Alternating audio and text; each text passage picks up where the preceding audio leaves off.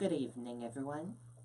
I'm Riley King, and welcome to the Riley King Newscast, right here on the Riley King Network.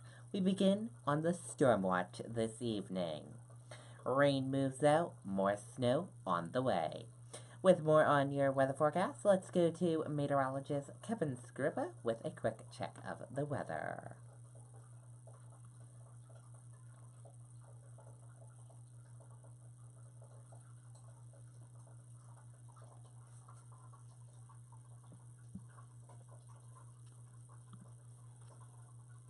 Watching that little bit of a light wintry mix and light snow pull away from a system that had a little bit with it, but as it continues to shove away this afternoon, clouds and one or two sunny breaks as we'll be briefly in between systems. Next one already moving out of the Ohio Valley now and will eventually arrive here after midnight tonight. This one will be a little bit of a longer duration than the one we had last week, but with a similar 3 to 6 inch amount. So while we have some drizzle out there and a couple of light flurries and a couple of mixed showers through about noontime, 1 o'clock, we are expecting clouds and one or two sunny breaks this afternoon and fair skies early this evening. If you have any events to get to this evening, temperatures will slowly settle back near the freezing mark in southern areas and drop down into the 20s up north overnight, eventually setting the stage for the precipitation to move in. So as we look at futurecast, evening commute should be pretty good across the area. Temperatures should be sufficiently enough above freezing that any of the treated roads should be just fine later on this evening.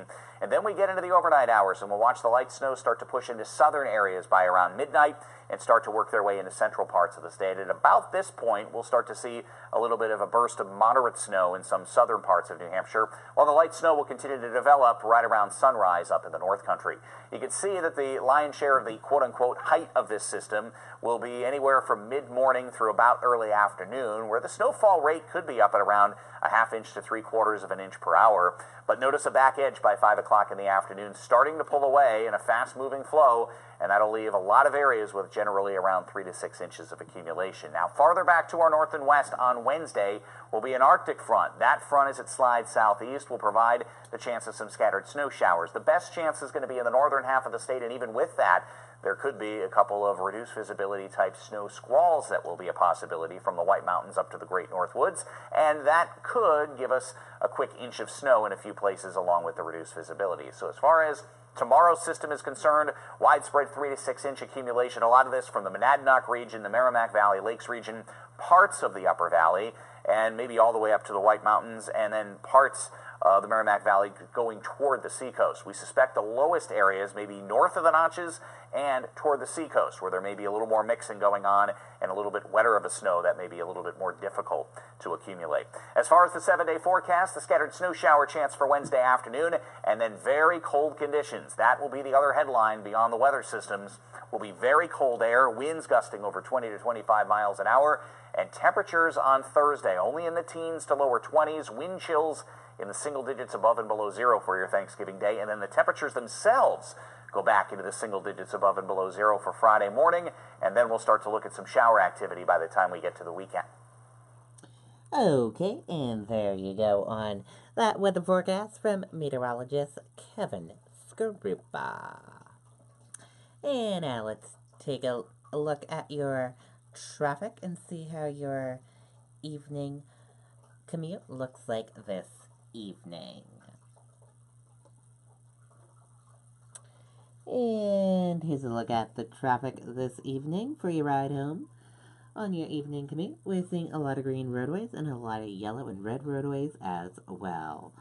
A lot around this whole section here, and a lot on 101 here, and a lot over here near Portsmouth and Durham area as well. But otherwise, your traffic is moving pretty good. No major accidents or delays to report this evening. If we get any major accidents or delays, we'll bring it right to you on the Riley King Network. But that is a quick check of your traffic.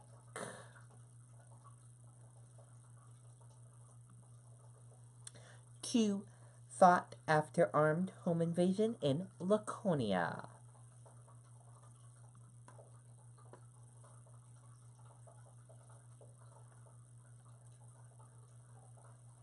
Let's take a listen to the video from WMUR News 9.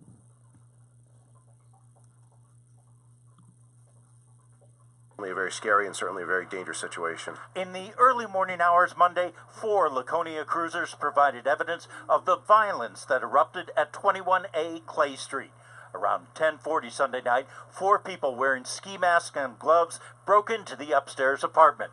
One of them was armed with this rifle. The others had airsoft pistols. As soon as they made entry into the residence, the suspects carrying the airsoft pistols began firing airsoft rounds at the victims. Authorities say one of the 3 people home at the time grabbed a compound bow and shot one of the intruders in the abdomen.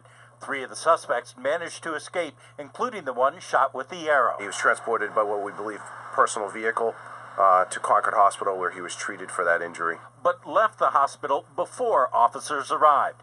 Laconia police managed to arrest Kevin Sullivan when they got to the home. That suspect has been charged with conspiracy to commit armed robbery, as well as a felon in possession of a firearm, as he possessed the AR-15 assault rifle. While officers were inside the apartment, they got suspicious, prompting them to get a search warrant. Within the residence, we found what we suspected to be about 2 pounds of marijuana, as well as an indoor-type greenhouse grow operation. Officers also confiscated about $3,800 in cash. Now, no charges have been filed in connection with the marijuana or the cash, but police say this remains a very active investigation. Reporting live in Laconia, Ray Brewer, WMUR News 9. Okay, and there you go on that video and that report.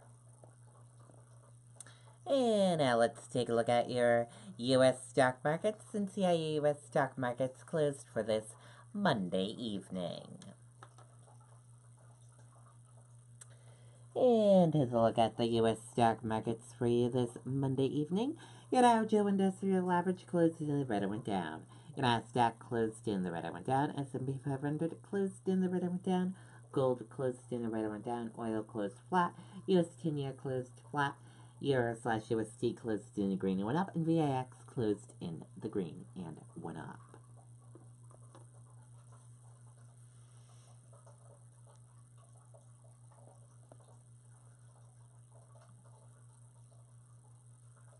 Dow plummages 400 points as Apple, Amazon, and Facebook fall.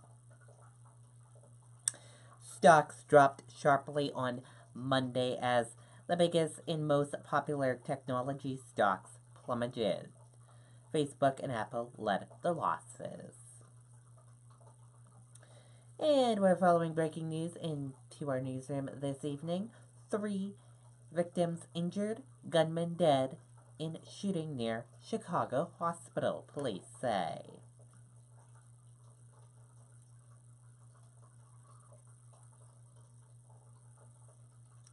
Multiple people, including a police officer, have been injured in a shooting near a Chicago hospital, according to police. 3 victims were shot, including a police officer who is in critical condition. Chicago Fire Department spokesperson Larry Lanford told ABC News. And that does it for the Riley King Newscast, right here on the Riley King Network. I hope you all have a great evening, everyone. And I'll see you back here tomorrow for another newscast. And I'll have a news report coming up in a little bit. Good night, everyone. Bye.